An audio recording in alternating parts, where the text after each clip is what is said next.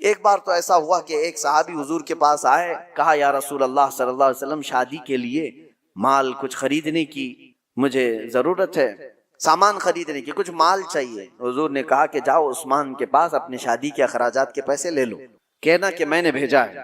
وہ صحابی آئے حضرت عثمان غنی کے گھر پر، تو ابھی وہ دروازے پر پہنچے تھے، حضرت عثمان کی گرجدار آواز آ رہی تھی اندر سے۔ یہ صحابی ٹھٹک کر کھڑے ہو گئے، سنا کہ ڈانٹ رہے ہیں وہ کسی کو، وہ اپنے خادم کو ڈانٹ رہے تھے، اپنے غلام کو ڈانٹ رہے تھے حضرت عثمان غنی۔ یہ کان لگا کر باہر سے سنتے ہیں کہ کس بات پر ڈانٹ رہے ہیں، تو دیکھا کہ خادم کو، غلام کو اس بات پر ڈانٹ رہے ہیں کہ چراغ میں اس نے بتی تھوڑی زیادہ کر دی تھی، تیل زیادہ جل رہا تھا، بتی کو تھوڑا سا لمبا کر دیا تھا تو تیل زیادہ جل رہا تھا۔ عثمان غنی اس بات پر خادم کو خوب ڈانٹ رہے ہیں۔ تو یہ صحابی باہر سے سنتے ہیں اور واپس چلے جاتے ہیں۔ جو اپنے گھر میں چراغ کے تیل جلنے پر غصہ کرتا ہو، میری شادی کا خرچہ کہاں سے دے گا؟ واپس چلے گئے۔ دوسرے دن آئے، وہی وقت تھا، آج پھر گرجدار آواز آ رہی تھی اندر سے۔ انہوں نے سنا آج پھر کسی کو ڈانٹ رہے ہیں، آج پھر خادم کو ڈانٹ رہے تھے۔ کس بات پر؟ اس بات پر کہ دال میں نمک زیادہ کیا ہوا ہے، زیادہ نہیں، ٹیسٹی بنایا ہوا ہے، نمک کے بغیر تو ٹیسٹ آتا نہیں، تو ٹیسٹ اچھا کر دیا۔ تو حضرت عثمان غنی اس پر اس کو ڈانٹ رہے ہیں کہ نمک اتنا استعمال کر لیا کہ دال لذت والی ہو گئی ہے، زیادہ کھائی جا سکتی ہے۔ تو یہ صحابی جو باہر کھڑے تھے انہوں نے کہا یہ تو دال پر اور چراغ پر غصہ کرتے ہیں، یہ میرے شادی کا خرچہ کہاں سے دیں گے؟ وہ واپس پلٹ رہے تھے، حضرت عثمان غنی نے ان کو دیکھ لیا، کہا کہ کل بھی تم آئے تھے، آج بھی تم آئے، کیا بات ہے، کس لیے آئے؟ انہوں نے کہا بات در حقیقت یہ ہے کہ اللہ کے نبی صلی اللہ علیہ وسلم نے تمہارے پاس مجھے بھیجا، میرے شادی کے اخراجات آپ سے میں حاصل کروں، لیکن آپ 2 دن سے میں دیکھ رہا ہوں غصے میں ہیں، خادم کو خوب ڈانٹے جا رہے ہیں، کبھی چراغ پر کبھی دال پر۔ میں نے یہ سوچا کہ کہاں میری شادی ہو سکتی ہے ان کے مال سے۔ حضرت عثمان غنی نے کہا قسم خدا کی، تو کیا اللہ کے نبی کا حکم ہو تو 70 شادیاں میں تنہا کر دوں، لوگوں کے مدد کے لیے میرا مال کھلا ہوا ہے، لیکن جو تم نے دیکھا میرے گھر میں وہ میرے اپنے ضرورت کے لیے چیزیں تھی۔ خادم نے چراغ کو، بتی کو زیادہ کیا، تیل زیادہ جلتا گیا، نمک اتنا ڈال دیا کہ دال زیادہ کھائی جا رہی۔ اس بات پر میں نے غصہ اس لیے کیا کہ کل قیامت کے دن رب ذوالجلال اگر حساب لے لے، کیا عثمان تجھے اتنی ہی روشنی کی ضرورت تھی، تو نے اتنا زیادہ کیوں جلایا؟ اگر رب تبارک و تعالی حساب لے لے کہ تو نے دال جتنے پر تیرا گزر ہو سکتا تھا اس سے زیادہ کھایا کیوں، اس لذت بڑھ گئی تیری، تو میں کیا جواب دوں گا؟ اس لیے تربیت کے لیے میں اپنے خادم کو ڈانٹ رہا تھا، یہ نہیں کہ دوسرے کو دینے کے لیے کبھی ڈانٹا۔ یہ حضرت عثمان غنی تھے جنہوں نے مالداری کے اوج پر پہنچ کر کے بھی کنٹرولنگ دکھایا دنیا کو۔ آج لوگ یہ سمجھتے ہیں بہت مال آ جائے تو ہمارا نہیں ہے کام روزہ رکھنا، تراویح پڑھنا، یہ غریبوں کا کام ہے۔ اور اگر تمہارے دماغ میں ایسا ہے تو ٹھیک ہی ہے کہ اللہ غریبوں کو پسند بھی فرماتا ہے۔ اللہ تعالیٰ غریبوں کے گھر رمضان بھیجا ہے، وہ روزہ بھی رکھتے ہیں اور تراویح بھی پڑھتے ہیں، اور اسلام غریبوں سے شروع ہوا ہے اور غریبوں میں ختم بھی ہو جائے گا۔ میرے عزیزوں، بھوک کے متعلق ایک بات اور عرض کرتا ہوں، کہاں صحابہ اکرام نے اپنے گھروں میں کس طرح کیا۔ حضور صلی اللہ تعالیٰ علیہ وسلم ایک دن گھر سے نکلے، اس وقت بھی ایک صحابی حضور کے ساتھ ہیں، کہتے ہیں کہ رسول پاک صلی اللہ تعالیٰ علیہ وسلم حضرت فاطمہ کے گھر گئے۔ حضرت فاطمہ اس وقت گھر میں اکیلی بچوں کے ساتھ، دیکھا کہ آواز نہیں نکل رہی ہے بچوں کی۔ حضرت فاطمہ رضی اللہ تعالیٰ عنہ، نہیں میں یہ بات بعد میں عرض کرتا ہوں، حضور پاک صلی اللہ تعالیٰ علیہ وسلم کی ایک دعوت ہوئی حضرت ابو ایوب کے گھر۔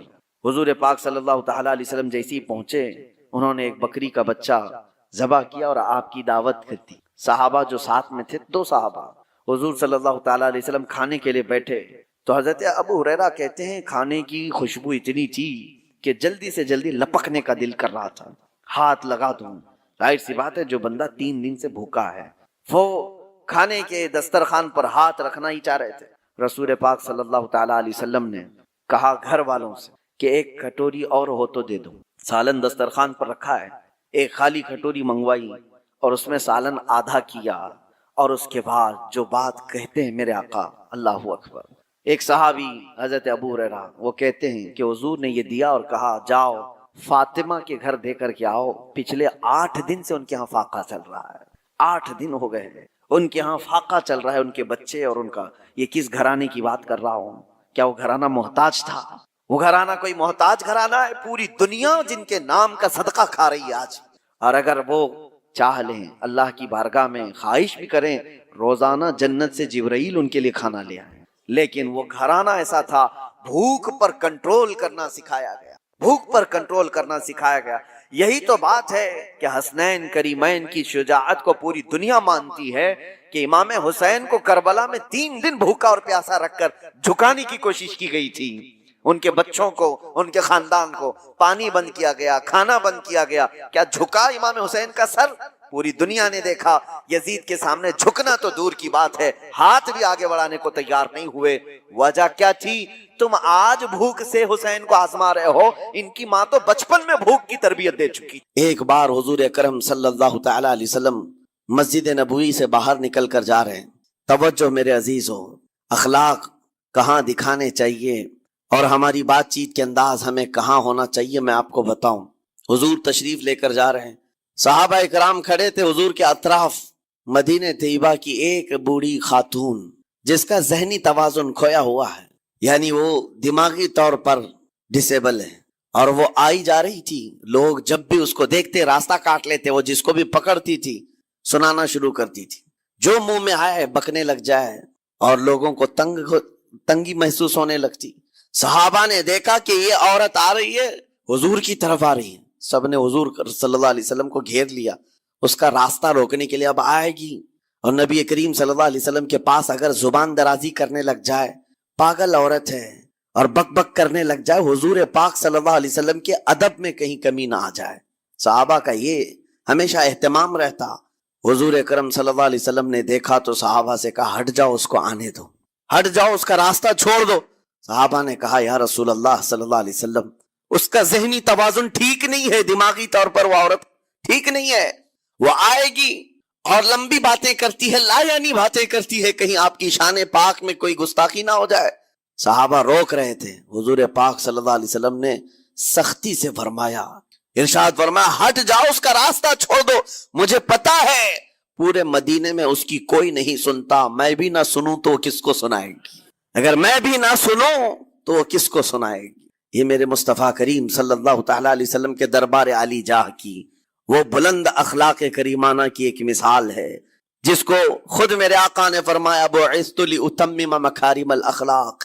عزیزان اکرام وقار، لوگوں کے آج حالات ایسے ہیں کہ اچھے لوگوں کے ساتھ اخلاق الگ دکھائے جاتے ہیں، چھوٹے لوگوں کے ساتھ اخلاق الگ دکھائے جاتے ہیں، سٹیٹس کا آدمی ہو تو اس کے ساتھ ملنے کے طریقے الگ ہیں، اور غریب کوئی آ جائے، فقیر کوئی آ جائے تو اس سے ملنے کا انداز الگ ہو جائے۔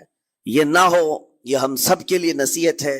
اسی ممبئی کی سرزمین پر میں آپ کو بتاؤں، ایک ماہم شریف میں بزرگ حاجی صاحب ہوا کرتے تھے، آج سے تقریباً 10-12 سال پہلے کی۔ وہ کئی لوگوں سے ایک سوال کرتے تھے پکڑ پکڑ کر کے کہ میرا ایک سوال ہے، آپ جواب دیں گے، میرا ایک سوال ہے۔ کئی علماء سے انہوں نے پوچھا، مجھ سے بھی انہوں نے، جب میں نیا تھا مصر سے پڑھ کر کے آیا تھا، میرے پاس آ کر کہا کافی سالوں سے میرے ذہن میں ایک سوال ہوتا ہے، میں آپ سے بھی پوچھنا چاہتا ہوں۔ کہا بتائیے کیا ہے؟ کہا میں حضور سرکار مجاہد ملت رحمت اللہ علیہ کا مرید ہوں، علامہ حبیب الرحمن مجاہد ملت رئیس اعظم اڑیسہ، جن کے خدمات جلیلہ آج ہو سکتا ہے نئی جنریشن کو نہ معلوم ہو، ان کا لقب ہے مجاہد ملت، جنہوں نے سنیت کی بقا کے لیے اپنا تن من دھن سب قربان کیا تھا۔ وہ مجاہد ملت عظیم بزرگ ولی کامل ہے۔ یہ حاجی صاحب کہتے ہیں کہ میں ایک نارمل آدمی تھا، کڑیا تھا، یعنی گھر بنانے کا کام کرتا تھا۔ جب وہ ممبئی تشریف لاتے تو دوڑ کر کے ہر جگہ سے لوگ ملنے آتے، میں بھی گیا تھا، اور اس وقت میں جوان تھا۔ حضور مجاہد ملت رحمت اللہ علیہ کی بات وہ بتا رہے ہیں کہ لوگ لائن لگا کر کے مصافحہ کر رہے تھے، مل رہے تھے۔ جب مل رہے تھے تو پھر میرا نمبر آیا، میں ملنے کے لیے گیا۔ بزرگوں کے سب ہاتھ چومتے ہیں، یہ ہمارے سنیوں کے طریق ہیں، ادب، علماء ذوی احترام کے ہاتھوں کا بوسہ لینا یہ مستحسن ہے، یہ ہمارے آداب میں سے، معمولات اہل سنت میں سے۔ تو جب سب لوگ ان کے دست بوسی کر رہے تھے، ہاتھ چوم رہے تھے، میں بھی قریب گیا، اور جب میرا نمبر آیا میں ہاتھ چومنے کے لیے گیا تو انہوں نے میرا ہاتھ لے کر خود ہی چوم لیا۔ وہ بزرگ عالی جاہ ولی کامل جن کو دنیا مجاہد ملت کہتی ہے، میرا ہاتھ انہوں نے چوم لیا، اور میرے اندر ایسی پشیمانی تھی کہ میں کیا کروں سمجھ میں نہیں آیا، میں ایک معمولی سا کڑیا، اور کہاں ان کا مقام کہاں میرا۔ تو اس کے بعد وہ اس بے چینی میں رہتے تھے کہ ایسا کیوں کیا، ایسا کیوں کیا، کیونکہ پوچھنے کا موقع ہی نہیں ملا۔ ایک بزرگ تھے، انہی کے خلیفہ تھے حضور مجاہد ملت کے، انہوں نے اس کا جواب دیا۔ میرے عزیزو کیا بہترین جواب تھا۔ حضرت مجاہد ملت رحمت اللہ تعالی علیہ یہ چاہتے تھے کہ ہزاروں لوگ ہماری تعظیم کرتے ہیں تو کہیں ہمارے دماغ میں بادشاہت کا خیال نہ آئے، ہم غریب اور فقیر کا ہاتھ چوم کر اپنے نفس کی مخالفت بھی کرتے ہیں۔ اخلاق کریمانہ دکھانے کے لیے اسٹیٹس والوں کے ساتھ ہی نہیں، غربا فقراء کے ساتھ بھی وہ اخلاق ہوں۔ نبی کریم صلی اللہ تعالی علیہ وسلم کے وہ آداب آج اگر آپ اپنا لیں، بہت ساری کڑوی چیزیں ویسی ختم ہو جائیں۔ آج ممبئی کی سرزمین پر سب سے بڑا یہ چیلنج ہے بات کرنے میں، نوجوانوں کی تو آج پارے چڑھے ہوئے ہوتے ہیں، ان سے کوئی بھی بات کر لے، جس تیور میں یہ بات کرتے ہیں ایسا لگتا ہے کہ ابھی لڑائی ہو جائے گی، ابھی جھگڑا ہو جائے گا۔ اس کی عادت سی بن گئی ہے۔ آپ کو پتا ہے فرمایا گیا، عربی کا قول ہے جراحت السنان لها التیام ولا یلتام ما جرح اللسان، تلوار سے چاقو سے دیا ہوا زخم سوکھ سکتا ہے، زبان سے دیا ہوا زخم کبھی نہیں سوکھتا، زبان سے دیا ہوا زخم نہیں سوکھتا۔ بولنے سے پہلے 1000 بار اس بات کو خیال ہونا چاہیے کہ میں جس کو بول رہا ہوں کہیں اس کا دل چھلنی تو نہیں ہو جائے۔ میری زبان یہ ہوتی 50 گرام کی چھوٹی زبان ہے، لیکن بڑے بڑے لوگوں کے کلیجے چیر کر رکھتی ہے، بڑے بڑے لوگوں کے دلوں میں سوراخ کر کے رکھتی ہے، زخمی کر کے رکھتی ہے اس کا استعمال۔ اسی لیے روایت میں ملتا ہے کہ جب انسان صبح کرتا ہے تو سارے اعضاء، ہاتھ پیر آنکھ کان ناک، سارے اعضاء سب سے پہلے زبان سے یہ عرض کرتے ہیں، اس کی پناہ مانگتے ہیں، کہتے ہیں آج تو صحیح سلامت رہے گی تو ہم سب صحیح سلامت رہیں گے، اور اگر تو پھسل گئی تو عذاب ہم پر بھی ہوگا۔ زبان بولتی ہے، مار کسی اور کو پڑتی ہے، کوئی زبان کو مارتا نہیں ہے، گالی زبان دیتی ہے لیکن مار کبھی پیٹھ پہ پڑتی ہے، سر پہ پڑتی ہے، ہر جگہ پڑتی ہے۔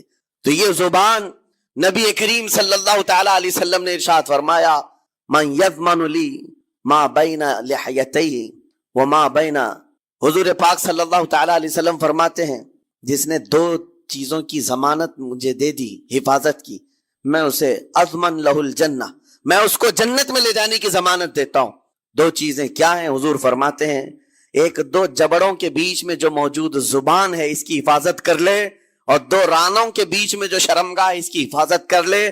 یہ 2 چیزیں جس نے بچا لیا میں اس کو جنت میں لے جانے کی ذمہ داری دیتا ہوں، ضمانت دیتا ہوں۔ اس کا کتنا بڑا کردار ہے، یہ زبان کا کتنا بڑا کردار ہے۔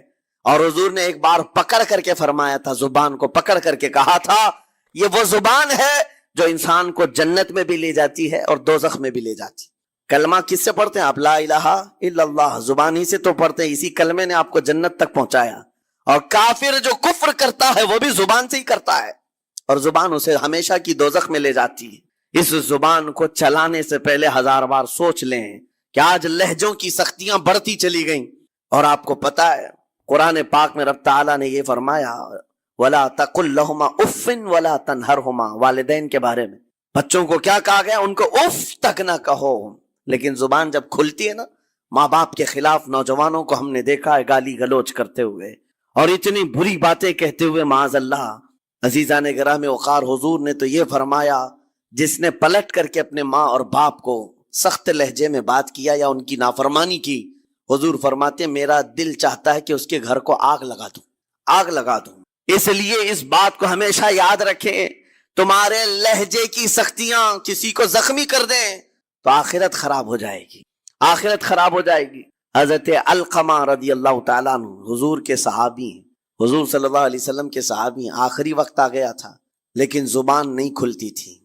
حضور پاک صلی اللہ علیہ وسلم کے پاس سفارش لائی گئی کہ آپ کے وہ ساتھی ہیں، انتقال کر رہے ہیں لیکن زبان پر کلمہ بھی نہیں آتا۔ حضور تشریف لائے، دیکھا، پوچھا گھر میں ان کے کون کون ہے؟ کہا بیوی ہے اور ماں ہے۔ ماں کو بلایا اور کہا علقمہ کے بارے میں کیا کہتی ہو، کیسا تھا؟ کہا بہت اچھا، پرہیزگار، عبادت گزار، سارے نیکوکاریاں اس کے اندر ہیں۔ تو پھر حضور نے پوچھا اچھا یہ بہت نیک تھا، تم بھی اس سے راضی ہو کہ نہیں ہو؟ ماں نے کہا میں نہیں راضی ہوں، میں راضی نہیں ہوں۔ کہا کیوں، وجہ کیا ہے؟ کہا یا رسول اللہ میرا اکلوتا بیٹا، میرا تنہا بیٹا تھا، بڑی محبتوں کے ساتھ اس کو پالا تھا، اور جب میں نے اس کی شادی کی، اپنی بیوی کو لایا، اور جب بیوی گھر پر آ گئی تو میری بات کو ہلکے میں لیتا، اپنی بیوی کی بات کو فوقیت دیتا، ترجیح دیتا. اور اس وقت غالباً یہ باتیں تھی کہ زبان سے کوئی کلمہ ان کے نکلا ہوگا جو بیوی کی حمایت میں تھی. ماں کو تکلیف پہنچ گئی. کہا میرا دل گوارا نہیں کرتا، میں اس سے راضی نہیں ہوں. باقی وہ بہت نیک بندہ ہے، بہت اچھا ہے. حضور نے فرمایا دیکھو زندگی کے آخری پڑاؤ پر آ چکا ہے، روح نکلنے کو ہے، معاف کر دو. وہ بھی صحابیہ تھی. انہوں نے کہا آقا آپ کا حکم ہے یا مشورہ ہے؟ اگر حکم ہے تو پھر ماننا ہے. حضور نے فرمایا نہیں حکم نہیں مشورہ ہے. کہا مشورہ ہے تو پھر دل نہیں چاہتا. دل نہیں چاہتا. حضور نے فرمایا صحابہ سے کہ لکڑیاں جمع کرو، آگ لگاؤ اور انہیں اٹھاؤ آگ میں ڈال دو. آگ دہکائی گئی تو ماں کی ظاہر سی بات ہے ممتا بے چین ہو گئی. کہا ان کو میرے سامنے آگ میں ڈالیں گے؟ کہا ہاں، اس سے بہتر ہے کہ وہاں جلے گا یہاں جلے. وہ ماں کہتی آقا آپ گواہ ہو جائیں میں اپنے بیٹے کو معاف کرتی ہوں. ادھر معاف کیا، ان کی زبان پر کلمہ طیبہ جاری ہوا. میرے عزیزو یہ بتانا مقصود اس لیے ہے کہ زبان سے دیے ہوئے زخم خواہ والدین کو ہوں یہ معمولی نہیں ہوتے. ہو سکتا ہے آخری وقت تمہاری زبان بند ہو جائے اور کلمہ طیبہ بھی نہ جاری ہو، زبان کھلنے بھی نہ لگے. یہ حالات آ جائیں گے، اس لیے اپنی زبان کا کنٹرول برقرار. میرے عزیزو توحید کسے کہتے ہیں؟ اب بات آتی ہے، وجود کی بات ہو گئی. اللہ ہے اتنا تو ماننا پڑے گا. اس کے لیے تو بہت ساری دلیلیں بچے بھی پکڑ کر کے بتا دیں گے. ایک خاتون، ہم نے بچپن میں پڑھا تھا، ایک بوڑھی عورت چرخہ سل رہی تھی، اس سے جا کر کسی نے پوچھا کہ اللہ ہے کہ نہیں ہے؟ تو اس نے کہا ہے. کیا دلیل ہے؟ کہا یہ میرا چرخہ جو سل رہا ہوں یہی دلیل ہے اللہ کی. کہا کہ کیسے؟ کہا یہ چرخہ اس سے کپڑے سلتی ہوں، جب تک میں چلاتی نہیں یہ سلتا نہیں. مشین سلتی نہیں ہے کپڑے. اسی سے میں نے یہ یقین کر لیا کہ میرا چرخہ میرے چلائے بغیر نہیں چلتا، تو نظام کائنات پورا بغیر چلائے کیسے چلے گا؟ کوئی تو ہے. یہ ہو گئی بات وجود کی، کوئی تو ہے. اب آتی ہے توحید کی بات. کوئی تو ہے، اب ہمیں یہ بتانا ایک ہی ہے. کوئی تو ہے لیکن وہ جو ہے وہ ایک ہی ہے. یہاں پر بھی ہمیں اسلام نے جو فلسفہ دیا ہے، قانون دیا، وہ بہت ہی پیارا ہے. اس کی وجہ کیا ہے میرے عزیزو؟ چلو اب ہم توحید کی طرف آتے ہیں. توحید کہتے ہیں ایک ماننا. ایک ماننا حقیقت میں دیکھا جائے تو دنیا کے اکثر مذاہب میں توحید کا شروع میں درس رہا. عیسائیت جو آئی ان میں بھی تھا، بعد میں یہ تثلیث کے قائل ہو گئے.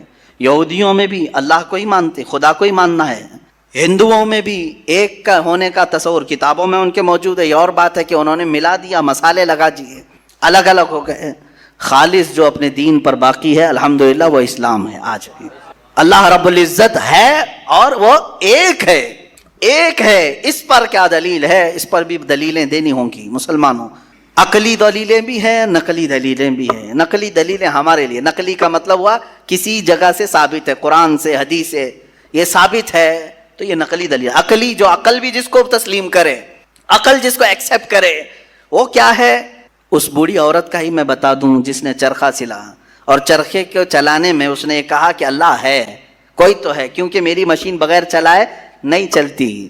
تو اس سے صاحب نے جس نے سوال کیا پوچھا کہ اچھا ہے تو کیا وہ ایک ہے کہ دو ہے؟ کہا نہیں ایک ہی ہے. کہا وہ کیسے؟ کہا دو ہو تو دیکھو تم سامنے بیٹھو، ادھر سے چلاؤ، میں ادھر سے چلاتی ہوں. پھر کپڑے کی کیا درگت بنتی ہے؟ تم اپنی طرف کپڑا کھینچ رہے ہوں گے، میں اپنی طرف کپڑا کھینچ رہی ہوں گی. اس سے میں نے یہ یقین کر لیا میرے کپڑے کو سلنے کے لیے میرے چرخے پر ایک ہی کا ہونا ضروری ہے.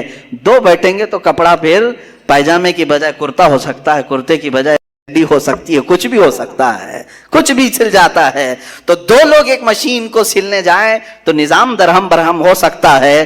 تو ایک پورے کائنات کا نظام اگر دو لوگ چلانے لگیں تو ایک دن ایک کہے گا نہیں میں آج بارش برساؤں گا، دوسرا کہے گا نہیں میں آج دھوپ ڈالوں گا، تیسرا کہے گا کہ نہیں میں آج چھاؤں ٹھنڈی پیدا کروں گا. تو یہ تو انہی کے درمیان جھگڑا ہوتا رہے گا. اسی لیے قرآن نے بھی کہا لو کان فیہما آلہۃ الا اللہ لفسدتا، اگر ان کائنات میں زمین و آسمانوں میں خدا کے علاوہ دو ہوتے تو ضرور اس میں فساد ہوتا، ضرور اس میں نظام درہم برہم ہوتا. میرے عزیزو یہاں دیکھ رہے ہیں ہم بہت سارے نظاموں کو، کمیٹی کا مسئلہ ہے، مسجد کا مسئلہ ہے، بہت سارے چیزیں دیکھیں. صدر صاحب کچھ اور کرنا چاہتے ہیں، نائب صدر صاحب کچھ اور کرنا چاہتے ہیں، سیکریٹری کچھ اور کرنا چاہتے ہیں. حکومت میں جائیں پرائم منسٹر کو اور چاہتا ہے، ہوم منسٹر کچھ اور کہتا ہے، اس کی تو بڑی پتہ ہی نہیں ہے. لیکن نظام ایک ملک کا چلا رہے ہیں، ایک ملک کا چلا رہے ہیں. فساد اسی لیے ہو رہا ہے, فساد اسی لیے ہوتا ہے اور ان کو پتہ بھی نہیں رہتا. وہ بھاشن میں کچھ اور بول کے آئے, یہ پارلیمنٹ میں کچھ اور بول کے آیا. یہ سب ہماری مثالیں جو میں آپ کو پیش کر رہا ہوں دیکھ کر کے سمجھنے کے لیے. ایک سے زیادہ جب ہوتے ہیں تو عقلوں کا ملنا ضروری نہیں, ہر ایک کی عقل الگ الگ چل سکتی ہے. اب آئیے, کوئی کہہ سکتا ہے نہیں بھائی اتحاد سے بھی تو کام ہو سکتا ہے, یونٹی سے بھی تو کام ہوتا ہے, کچھ جگہ ہوتا ہے نا.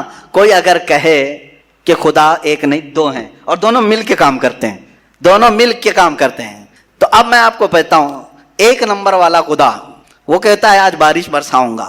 2 نمبر والا اگر اتحاد کرتا ہے اور کہتا ہے کہ نہیں ہاں تو جو کرے گا وہی میں کرتا ہوں, تو یہاں پر قانون یہ تفسیر میں فرمائے گا دوسرا والا تو عاجز ہو گیا, وہ مختار نہیں ہے پھر فیصلہ لینے میں. اور عاجز جو ہوتا ہے وہ خدا نہیں ہوتا, خدا وہی ہوتا ہے جو مالک و مختار ہے, جو خود فیصلے لے گا اور اس میں کسی کو شریک نہیں کرے گا.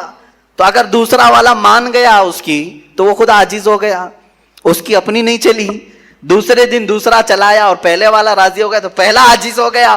تو خدا عاجز نہیں ہو سکتا, یہ ہمارا عقیدہ ہے. خدا وہی ہے جو قادر مطلق ہے, قادر مطلق ہر چیز پر وہ خود فیصلے لیتا ہے, خود ہی اختیار رکھتا ہے. الحمدللہ اسلام کو اتنا پاک و صاف رکھا گیا ہے. خدا کا جو عقیدہ ہے ہمارے ہاں, عقیدہ توحید ہے, وہ انسان کے ذہن کو بھی پاک و صاف کرتا ہے, انسان کا ذہن بھی پاک و صاف رہتا ہے. اگر عقیدہ توحید تمہارا ہٹ گیا, میرے عزیزو توجہ چاہتا ہوں, توحید عقیدہ سمجھ گئے, اللہ کو ایک ماننے کا عقیدہ اگر ہٹ گیا تو پھر انسان اتنا ذلیل ہوتا ہے کہ پھر وہ ہر چیز کو خدا ماننے لگ جاتا ہے, چاہے وہ چوہا ہو کہ بلی ہو کہ سانپ ہو کہ مچھر ہو, کسی کے بھی سامنے جھکنے لگ جاتا ہے. توحید کا عقیدہ اگر ذہن سے ہٹ گیا, اللہ کو ایک اور بڑا ماننے کا عقیدہ ہٹ گیا, تو ہم نے ان لوگوں کو بھی دیکھا ہے جو عورتوں کی شرمگاہوں کو بھی عبادت کرتے ہیں, بہت ساری غلاظتوں کو بھی پوجتے ہیں. میرے عزیزو یہ کب آتی یہ چیز؟ جب عقیدہ توحید انسان سے ہٹ جاتا ہے تو بہت ہی نیچے گر جاتا ہے. اللہ تعالیٰ نے ذہنوں کو پاک رکھنے کے لیے یہ ہمیں کتنا بہترین عقیدہ دیا ہے, اور وہ ایک ہے, اور الحمدللہ مسلمان اسے آج بھی ایک ہی مانتے ہیں. کئی چیزیں ہیں, میں یہ علم الہیات پر آج بات کرنا چاہتا تھا. پہلے وجود باری تعالیٰ اور دوسرے اللہ کے ایک ہونے پر. ایک ہونے پر سب سے بڑی دلیل یہ ہے, ایک سے زیادہ ہوں گے تو نظام درہم برہم ہو سکتا ہے, اور اب تک نظام درہم برہم نہیں ہوا. اس کا مطلب ہے کہ ایک ہی چلا رہا ہے, ایک ہی چلا رہا ہے. سورج کو جس طرح سے اس نے سالوں سے چلایا ہے, چاند کو جس طرح چلایا ہے, موسموں کا آنا جانا, قرآن خود یہ کہتا ہے, میں نے آیت خطبے کے بعد یہی تلاوت کی, ان فی خلق السماوات والارض واختلاف اللیل والنہار, بے شک زمینوں کی پیدائش میں, آسمانوں کی پیدائش میں اور رات و دن کے آنے جانے میں تمہارے لیے بہت بڑی نشانیاں ہیں کہ ایک ہی ہے, ایک ہی ہے جو اس کو اپنی مرضی سے بنایا ہے, اپنی مرضی سے بنایا ہے. عزیزان گرامی وقار, ہندوؤں میں بھی ایک ہونے کا عقیدہ تھا کہ ایک خدا ہے. بہت ساری کتابیں ہیں جس کو میں نے پڑھا ہے جس میں کہا گیا ہے سنسکرت میں کہ وہ ایک ہی ہے, ایک ہی ہے. لیکن ہوا یہ کہ بعد میں ان تعلیمات میں مکسنگ کیسے آئی. جیسے ہمارے یہاں فرشتوں کا تصور ہے, جبرائیل ہیں, میکائیل ہیں, اسرافیل ہیں, اسرائیل علیہم السلام. جو ملائکہ ہیں وہ اللہ تبارک و تعالیٰ نے انہیں مختلف کاموں پر لگایا ہے.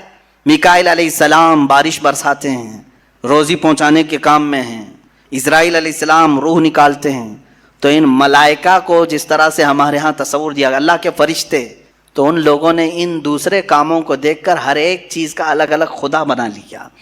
ہواؤں کا خدا الگ, بارش کا خدا الگ, آگ کا خدا الگ, پانی کا خدا الگ. یہاں پر دھوکہ کھا گئے, وہ خدا نہیں ہے, وہ خدا کے فرشتے. اللہ تبارک و تعالیٰ نے جن کو ان کائنات کے کاموں پر لگایا, ہمارا عقیدہ میں بتا رہا ہوں. عزیزان گرامی, یہاں پر میں یہ باتیں اس لیے عرض کر رہا ہوں کہ سب سے پہلے وجود باری تعالیٰ اللہ ہے, دوسری چیز وہ ایک ہے. اب تیسری چیز آتی ہے جس کے متعلق آج کے بہت سارے دہریے سائنس کے اسٹوڈنٹ وہ کہتے ہیں اگر ہے مان لیا, ایک ہے مان لیا, دکھتا کیوں نہیں ہے؟ یہ بھی سوال ہے. ہمارا عقیدہ ہے نراکار ہے, اور وہ آکار مانتے ہیں. بعض لوگ ان کے ہاں بھی ہے جو خدا کو نراکار مانتے ہیں کہ وہ نہیں دکھ سکتا. میرے عزیزو, یہ جن لوگوں نے ہم سے سوال کیا کہ پھر وہ دکھتا کیوں نہیں, وہ دکھتا کیوں نہیں؟ اس کے لیے میں جواب یہ بتاؤں گا کہ اگر انسان جس طرح سے آج پیدا کیا گیا، جتنی اس کے اندر کمزوریاں ہیں، انسان کی آنکھوں میں پورا کا پورا سورج نہیں سما پا رہا ہے. کڑی دھوپ میں سورج کو کیوں نہیں دیکھتے؟ وہ تو دکھ رہا ہے نا. تو دیکھو 1 گھنٹہ دیدار کرو، درشن کرو سورج کی. کیوں نہیں کرتے؟ نہیں کرتے. آپ کے اندر تاب و طاقت نہیں ہے. سورج کروڑوں میل دور ہے، اس کو آپ پورے طور پر اپنی آنکھوں میں نہیں لے پا رہے ہیں.